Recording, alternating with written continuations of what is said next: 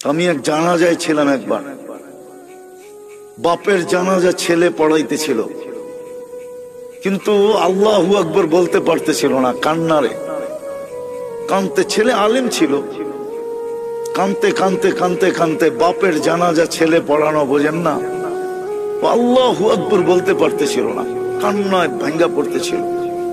একবার বড় কষ্ট করে জোরে আল্লাহু আকবার বলে উঠছে। জানাজা শেষ, আমার মন বলতেছিল যেন বাবা মাফ হয়ে গেছে।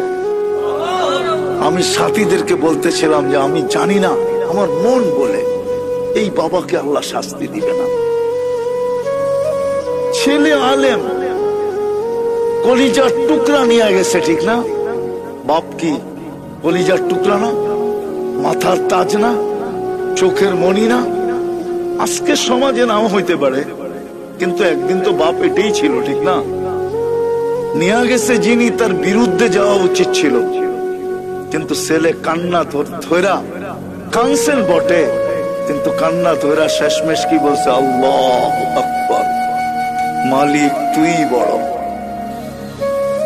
এই যে বড়ত্বের স্বীকার উক্তি দিছে, আমার মনে হয় এই স্বীকার উক্তিতেই বাপের মাফ হয়ে গেছে। এই জন্য দুটা কাজ আমাদের করণীয়, যেখানেই থাকি না কেন, জীবনটাকে পড়েন। গোড়া গেলে পরিচয় পাবো, পরিচিতি পাবো, ইজ্জত পাবো, সম্মান পাবো, স্থান পাবো, জায়গা পাবো। এখন আর টানার সময়